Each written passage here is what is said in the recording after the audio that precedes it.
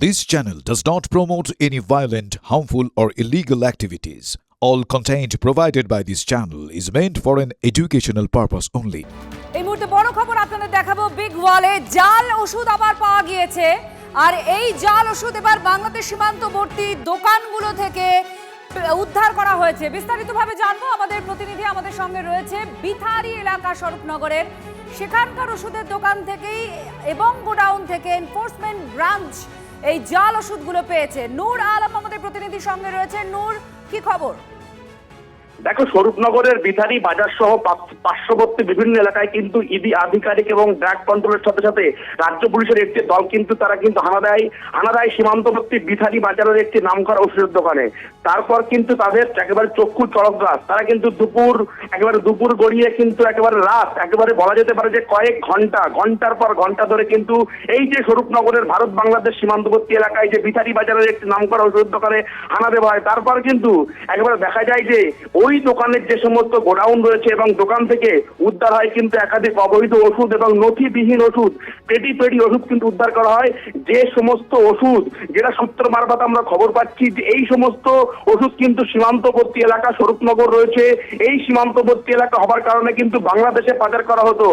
অর্থাৎ দেখা যাচ্ছে, আমরা বিভিন্ন সময় দেখেছি রাজ্যে পালাবদল হয়েছে, তারপর যে ছবিটা দেখতে পেয়েছি বিভিন্ন পাচার চক্কর, যেমন আমরা দেখেছি রক্ত পাচার চক্কর থেকে শুরু করে বিভিন্ন পাচার চক্কর কিন্তু সামনে এসছে। এবার কি তাহলে এই সমস্ত ওষুধ পাচার চক্কর সামনে আসলো? আপনার কি সাধারণ মানুষকে থাকছে? এই মুহূর্তে আপনাদের ছবি দেখাচ্ছি, কোটি কোটি টাকার এই ওষুধ যেগুলো আমাদের দেশে একেবারে বেআইনি, সেই সমস্ত ওষুধ পাওয়া গিয়েছে।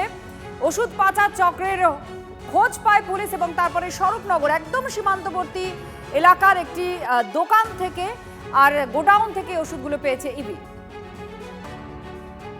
প্রচুর অবৈধ ড্রাগ পাওয়া গেছে যেগুলো বাংলাদেশে চলতো। ওখানকার মালিক লয়েড এবং তার বাবা শহীদুল ডাক্তার নামে পরিচিত, তারা যেভাবে বাংলাদেশে ভুয়ো ওষুধ রপ্তানি করে কোটি কোটি টাকা কামিয়েছে, তৃণমূলের আমলে তারা প্রশ্রয় পেয়েছিল, বিজেপির আমলে তাদের বিরুদ্ধে ব্যবস্থা নেওয়া হচ্ছে। আমরা আগামী দিনে এই ধরনের চক্রান্ত স্বরূপনগর তথা বাংলায় হতে দেব না। TV9 বাংলা সুস্বাস্থ্য 2026। যাদের হাতে আমাদের প্রাণ, তাদের জানাই সম্মান। যে চিকিৎসকরা আমাদের জীবনটাকে ঘিরে রেখেছেন, তাদের সম্মান জানাবো আমরা। TV9 বাংলা হেলথ কনক্লেভ পুরস্কার যেগুলো দিচ্ছেন তার জন্য চিকিৎসকরা উদ্বুদ্ধ হয়। স্বাস্থ্য পরিষেবায় সেরার সম্মান।